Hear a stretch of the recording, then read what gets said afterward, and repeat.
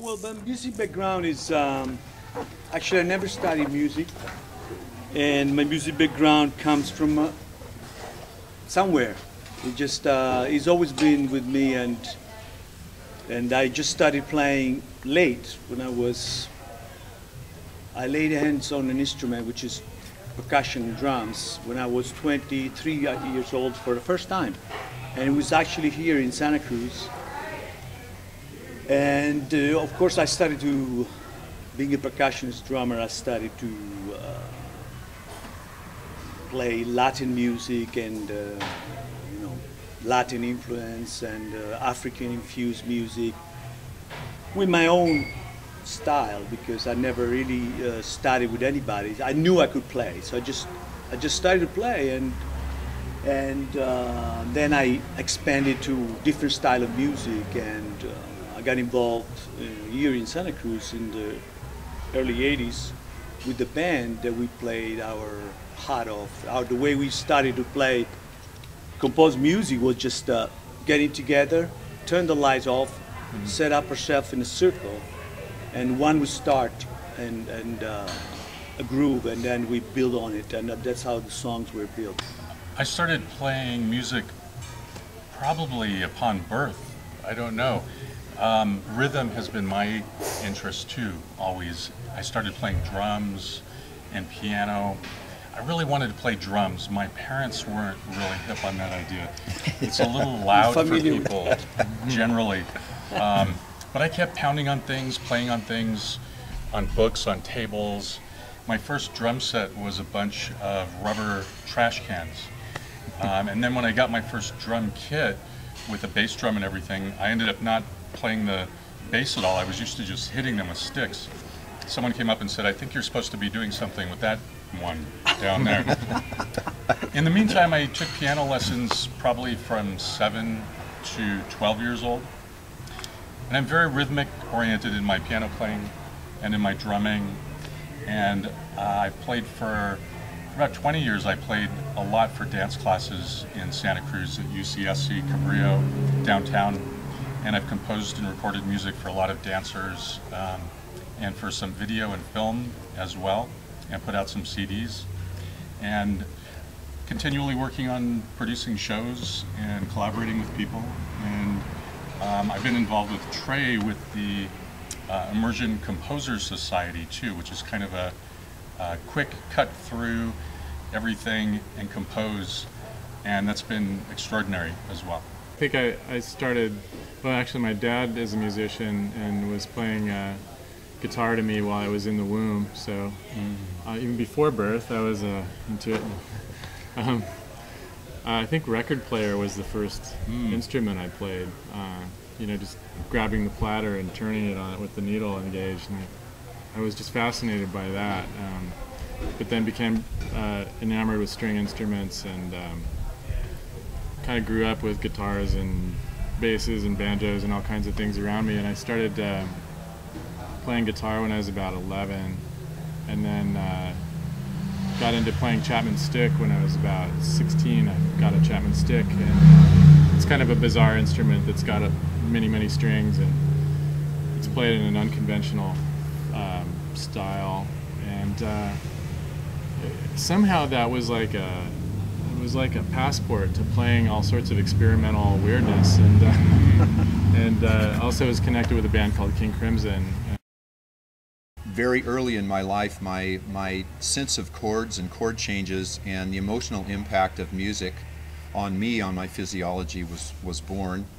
I did study music in school. I attended UC Santa Barbara, got a bachelor's degree in vocal music, and during that time I was in choral groups which traveled to Western Europe twice, going to the birthplaces of many of the composers that we studied in classical music.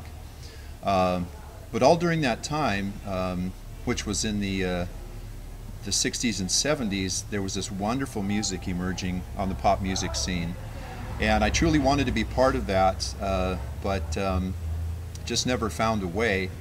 And that's what makes me grateful to be here at the Tannery and be in Santa Cruz, which I think is truly, I think, one of the next future places for music to to be blended through all the styles. All the musicians are here, and you know, have a scene emerge like they've had in Seattle or say down in Los Angeles.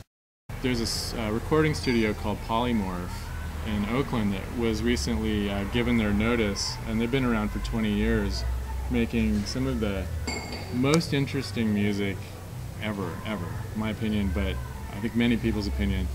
And what I know about that place is that it was a nexus for like innovation and really recording and live performance. And I took a little sojourn there about 10 years ago and recognized what is the center of a musical community.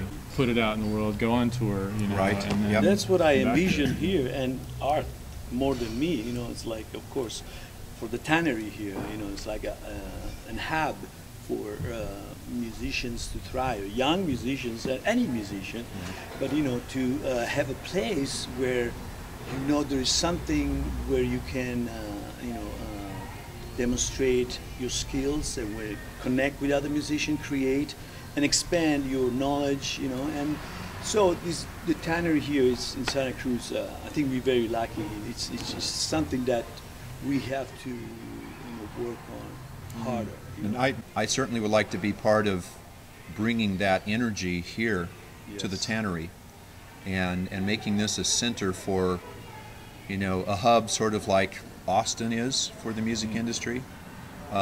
My gosh, there's so much talent here in Yes, the Santa Cruz area, and we're just over the hill from a major population center, Silicon Valley. I meet so many musicians here that are doing really different things, and I would hope that there would be more support for experimental and local musicians and for smaller shows. I mean, it's great that we have these venues where bands like Green Day can play, but there's been sort of a cutout of the middle range of venues in the past 10 years. Places like the Cayuga Vault have closed, so there's very small venues and very large venues, and it's a little expensive actually to book a place now. So I'd like to see more money and space available at the Tannery, but also downtown where people are walking around and hanging out. I'm hearing too that just the permitting process of having live music is a little cumbersome, or a lot cumbersome, and has closed down places and closed down shows. It's a different perspective. Being myself from another country, you know, it's like, for me, maybe some musicians don't realize, but the great thing about being in this area, California in general, but this area now in particular, is like, for example, 3 days ago I played, you know, with John Baez. You know, my sister used to play all her songs when she was 15 with her, and I went to her and I said, hey, if I tell my sister that I play with you, she go crazy.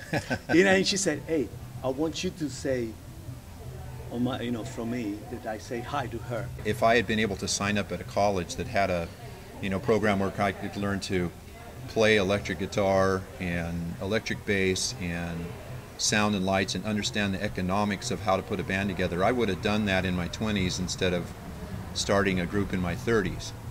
And that's something I'd like to have here too, is to bring in artists like Joan Baez, who've been down that road before and would be able to give advice to up-and-coming musicians as to how to really make a living playing music and avoid some of the pitfalls that I'm sure she went through, and a lot of other people I've had a chance to talk to have gone through too. The fact is, music only happens because musicians can effectively do what they do and innovate as well. Right. So that, you know, not just getting a theoretical education. I just want to mention too that I do a radio show on Free Radio Santa Cruz, and I've been doing that for 15 years. And we are the community-based, commercial-free station locally that always has local musicians on, and it's a great venue to announce events and to perform live too locally on the radio.